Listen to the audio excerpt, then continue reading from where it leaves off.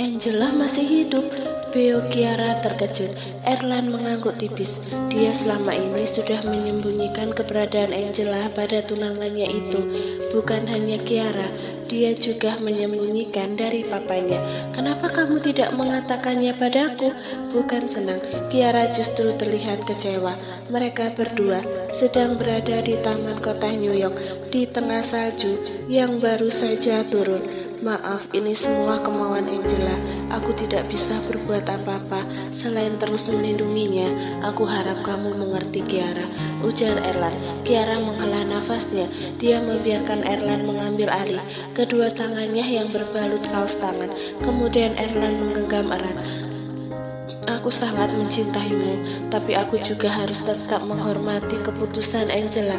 Erlan hanya tak mau kalau Kiara salah paham.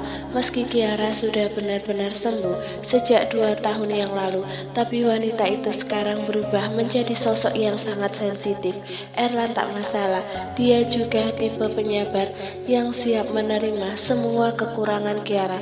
Lucio sudah merestui hubungan mereka sejak waktu itu di rumah sakit. Hanya saja Paul masih belum menerima Kiara. Paul masih membenci Lucio dan semua yang berhubungan dengan Lucio. Baginya, Lucio adalah penyebab kematian Angela. Kondisi itu yang membuat Erlan belum bisa melangsungkan pernikahan. Dia hanya berani melanjutkan hubungan mereka baru sampai pertunangan. Erlan bersyukur Kiara tidak menuntut banyak. Wanita itu hanya ingin kehadiran Erlan di tengah sibuknya seorang dokter. Barusan Erlan mendapat kabar dari Noah kalau Angela pergi ke Chicago bersama Aaron. Kabar itu berbarengan dengan apa yang baru Kiara ceritakan mengenai di mana keberadaan Lucio sekarang. Jika berjodoh, Tuhan akan mempertemukan mereka kembali, gumam Erlan dalam hati. Meski dia sempat membenci Lucio, tapi waktu 4 tahun ini sudah cukup membuktikan kalau Lucio memanglah sudah berubah. Rasa cinta Lucio pada Angela terlampau besar hingga orang-orang di sekitarnya bisa ikut merasakan. Apa di sana Angela baik-baik saja? Bagaimana bisa dia masih hidup? Bukankah Lucio terkenal mudah sekali menemukan seseorang? Kiara mulai penasaran. Erlan pun menceritakan semuanya saat Noah dan dirinya sepakat untuk mengambil Angela, bertepatan dengan tragedi yang ada di mansion. Berarti keponakanku masih hidup. Kiara meninggikan suaranya dengan binar yang nampak di mata indahnya. Masih, kamu mau lihat? Tentu Kiara mengangguk penuh antusias. Dia langsung memperhatikan Erlan yang sedang menarik ponsel dari dalam saku. Kemudian dia menerima saat Erlan sudah membuka foto sang keponakan. Dia pria, tampan sekali. Lihatlah, matanya mirip Angela, sedangkan garis wajahnya mirip Lucio. Namanya Aaron, ucap Erlan. Kiara terlihat sangat gembira sekali. Gembira kali ini membuat Erlan bisa membayangkan bagaimana reaksi Lucio kalau saja bisa bertemu Angela di Chicago. Udara semakin dingin. Meski Angela dan Aaron sudah memakai mantel tebal, rasanya masih saja kurang. Aaron, kita kembali ke hotel yuk. Sepertinya akan turun salju, ucap Angela memperhatikan langit yang semakin mendung. Tapi Aaron sepertinya masih enggan masuk ke dalam hotel. Aku masih ingin bermain, Ma. Lihatlah, sebelah sana sedang ada badut. Aku mau ke sana. Aaron terus merengek, menunjuk ke arah 5 orang badut. Suasana di samping Langham Chicago Hotel semakin ramai oleh atraksi badut-badut. Sebenarnya atraksi itu memang diberikan khusus untuk menyambut para peserta dari berbagai negara, tapi Angela enggan rasanya. Padahal menarik Aaron sedikit saja mereka sudah masuk ke gedung itu. Angela hanya tak ingin kalau Aaron terlalu lelah atau bahkan sakit, sebab lomba debat itu membutuhkan kesiapan mental dan fisik yang sehat. Sebentar saja, Ma. Oke, kali ini benar hanya sebentar ya. Angela akhirnya membawa Aaron dalam gendongannya, kemudian bersatu dalam kerumunan. Semakin lama, semakin ramai, mereka berdesakan dan tertawa bersama, sementara Angela terus memperhatikan Aaron yang ada di depannya, sedangkan tangannya terus menggenggam tangan Aaron. Sebuah panggilan di ponsel Angela yang terus bergetar cukup menarik atensi Angela karena berulang kali bergetar dan berbunyi. Akhirnya Angela mengangkatnya. Iya, Erlan, aku sedang bersama Aaron menonton badut. Apa kamu bisa menelpon nanti lagi? Angela terdengar sedikit berteriak karena suasana sedang ramai. Angela, ucap wanita di ujung telepon. Suara itu, Angela cukup terkejut. Dia sampai melihat ke layar ponselnya untuk memastikan siapa yang menelpon. Tapi ini benar kontak Erlan. Halo Angela, kamu mendengarku? Kiara kembali memanggil. Saat seperti itu Aaron justru menggoyang-goyangkan tangannya. Ma, aku mau pipis, pinta Aaron. Tapi Angela justru hanya merespon dengan anggukan. Tunggu, ucapnya. Kiara, bagaimana kamu tahu? Apa Erlan yang memberitahumu? Maafkan aku, jangan marahi Erlan ya. Tapi aku janji akan tutup mulut. Kamu tahu, aku sangat merindukanmu, Angela. Bukan hanya aku, Lucio sampai gila karena kamu tinggalkan.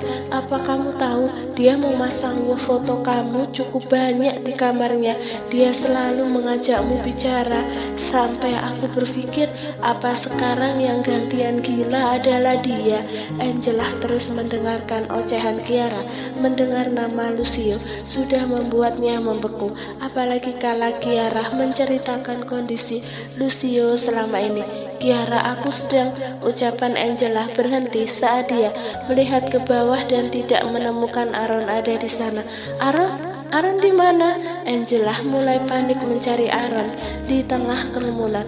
Di sisi lain, Lucio baru saja mandi. Dia sudah memakai baju hangat karena niatnya dia dan Diego akan pergi ke pinggiran kota Chicago untuk bertemu dengan mafia yang berkuasa di daerah kota ini. Dengan penampilan yang selalu menawan, Lucio keluar kamar. Tuan, sapa Diego yang sudah berada di depan kamar. Mereka pun beriringan menuju lift. Suasana di bawah semakin ramai. Apa kita lewat pintu belakang saja, Tuan? Tanya Diego saat mereka sudah masuk ke di dalam lift. Tidak perlu. Aku dengar ada pertunjukan di samping gedung ini. Aku juga ingin menghormati pihak penyelenggara yang sudah bersusah payah menyajikan sambutan untuk para tamu. Diego pun mengangguk mengerti. Sesampainya di lantai 1, mereka berjalan menuju lobi. Kemudian mata Diego menemukan sesuatu. Tuhan, itu bukannya anak kecil yang ada di Los Angeles? Diego menunjuk ke arah toilet yang ada di dekat pintu samping hotel. Ya, Lucio bisa melihat seorang pria kecil sedang kesusahan membuka pintu toilet. Aaron, apa dia perwakilan dari Los Angeles? Gumamnya dengan senyuman tipis yang terbit. Lucio pun berjalan menghampiri Aaron. Aaron terpaksa pergi dari kerumunan meninggalkan Angela karena dia sudah sangat ingin pipis. Sempat dia bertanya letak toilet pada petugas yang berjaga di dekat pintu. Baru kemudian dia berlari ke toilet yang ternyata letaknya tidak jauh dari pintu. Aduh, ini kenapa berat? Aku sudah ingin pipis. Pria kecil itu berusaha mendorong pintu yang berat. Sekali, dua kali dia mencoba, sampai akhirnya tiba-tiba pintu terasa enteng. Bersamaan pula bayangan yang menutupi dirinya. Aaron melihat ada sepasang kaki berbalut sepatu pantofel di belakangnya. Makasih. Aaron mendongak dan mendapati Lucio ada di sana. Paman tampan, paman tunggu aku sudah kebelet. Aaron masih sempat heboh, tapi dia belum bisa basa-basi. Lucio mengangguk mempersilahkan Aaron untuk masuk lebih dulu. Tentu pria kecil itu berlari memasuki salah satu pintu toilet, baru kemudian disusul oleh Lucio. Dia membiarkan Diego menunggunya di luar. 2 menit lamanya Lucio berdiri di depan wastafel sendiri. Dia bukan mengaca atau cuci tangan, tapi dia hanya bersandar di sana, melipat kedua tangannya dan memperhatikan pintu toilet. Sampai pintu itu terbuka, Aaron langsung memberinya senyuman terbaik. Paman, apa kita jodoh? Bisa-bisanya bertemu lagi di sini. Lucio terkekeh. Dia juga tak tahu kalau takdir mempertemukan dia dan Aaron lagi. Pria itu menarik nafas leganya. Entah kenapa moodnya meningkat drastis sejak menemukan Aaron di sini. Apa kamu sedang mengikuti lomba besok? Tanya Lucio, masih dengan posisinya, membiarkan Aaron menarik tisu di sisi wastafel untuk mengeringkan tangan. Iya, aku cerdas kan, Paman? Ucap Aaron dengan bangga. Lucio mengurai lipatan tangannya, lalu dia memberikan 2 jempol untuk Aaron. Terus, kamu dengan siapa? Kenapa kamu sendirian ke toilet? Suasana sedang ramai. Kamu tidak takut hilang? Aku kesini dengan mama. Kan papaku sudah tidak ada. Aku hanya punya Daddy, tapi dia sangat sibuk, jawab Aaron membuang tisu yang baru dia gunakan untuk mengeringkan tangan. Daddy, Papa. Lucio tidak mengerti, tapi dia mengabaikan itu. Lalu di mana mamamu? Bagaimana bisa kamu sendiri ke toilet? Mama ada di Mama di mana? Mata Aaron membulat. Paman gendong aku, teriak heboh Aaron. Tiba-tiba dia sampai melompat-lompat dan mengangkat kedua tangannya. Meski bingung, Lucio tetap mengangkat tubuh mungil itu untuk dia gendong. Kenapa? Tanya Lucio. Aku lupa meninggalkan mama di pertunjukan. Aku yakin kalau dia pasti sangat khawatir. Kini Aaron mulai panik. Oh oke. Kita kembali pada mamamu. Lucio keluar dari toilet. Diego yang sudah menunggu di sana sejak tadi cukup kaget karena Lucio justru menggendong Aaron. Tuan, apa pertemuan kali ini kita tunda? Tanya Diego mengingat mereka sedang terburu-buru tadi. Baiknya bagaimana? Aku harus mengantar Aaron ke mamanya lebih dulu. Setelah berucap seperti itu, Lucio kembali berjalan melewati pintu samping. Diego hanya membungkuk sekilas, membiarkan Lucio pergi. Dia lalu berjalan sembari memakaikan ponsel guna menghubungi orang yang akan mereka temui. Udara dingin seketika menyapa mereka berdua, membuat Aaron langsung memeluk leher Lucio. Kamu tidak memakai shell? Tanya Lucio melihat Aaron kedinginan. Tidak, jawab Aaron seadanya. Dia masih melihat sekeliling mencari ibunya. Mama di mana ya, Paman? Aku takut Mama sedih. Aku takut Mama menangis karena tidak menemukanku. Kini justru Aaron yang menangis lebih dulu. Aaron jarang dibawa ke tempat baru hingga situasi ini membuatnya benar-benar takut. Tenang Aaron, kita coba cari mamamu ke lokasi tadi, ucap Lucio. Aaron mengangguk, membiarkan Lucio membawanya masuk ke dalam kerumunan. Sementara itu, Angela sudah mengelilingi kerumunan, tapi dia masih belum menemukan Aaron. Udara semakin dingin. Dia tak mau kalau Aaron kenapa-kenapa. Permisi, apa kamu melihat anak ini? Angela menunjukkan foto Aaron di ponselnya pada orang-orang yang dia temui, tapi semua tak ada yang melihat pria kecil itu. Tuhan, aku harus bagaimana? Apa dia ke toilet sendiri? Setelah berlarian ke sana kemari, Angela baru ingat tadi Aaron mengatakan ingin pipis. Dia pun buru-buru memasuki pintu depan hotel. Netranya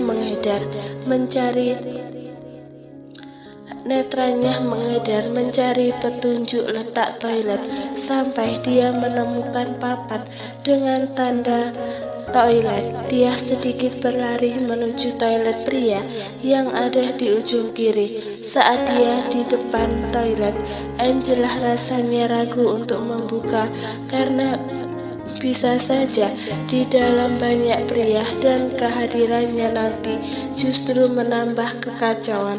"Permisi Nona, perlu bantuan?" tanya seorang security yang sejak tadi melihat kepanikan Angela. Aku sedang mencari anakku, katanya tadi ingin buang air kecil. Apa Anda bisa tolong cek di dalam? Mungkin anakku masih ada di dalam," ucap Angela dengan nada mendesak. "Baik Nona, saya akan melihat lebih dulu." Security itu pun masuk ke dalam, sedangkan Angela mondar-mandir di depan pintu toilet, memilih jemarinya dengan perasaan resah. Tak lama kemudian, pintu kembali terbuka. Security tadi tidak keluar bersama Noah. "Bagaimana? Apa kamu menemukan anakku?" tanya Angela memburu. "Saya sudah meneliti ke semua toilet di dalam. Tidak ada anak kecil Nona," jawab security. Mata Angela sudah memerah. Dia ingin sekali menangis. Tanpa menunggu respon dari security lagi, Angela berlari lagi keluar melalui pintu samping. Nona," panggil security. Tapi Angela tak menghiraukan.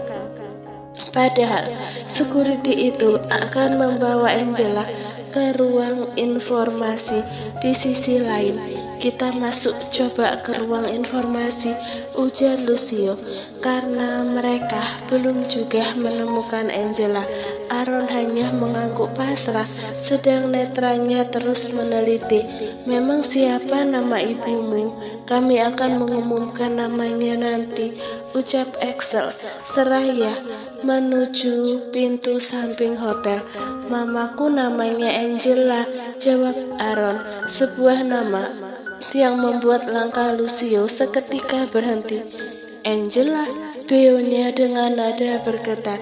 "Iya, Angela Weasley, nama lengkap itu.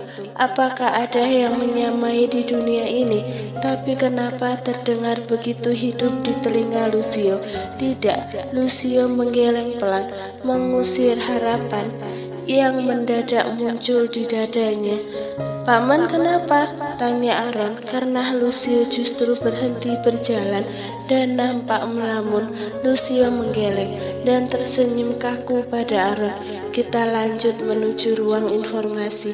Ketika Lucio baru melangkah, Aaron berteriak, "Mama, paman tampan itu! Mama!" Lucio menuruti telunjuk kecil Aaron yang mengarah pada pintu samping hotel. Kaki Lucio seketika membeku.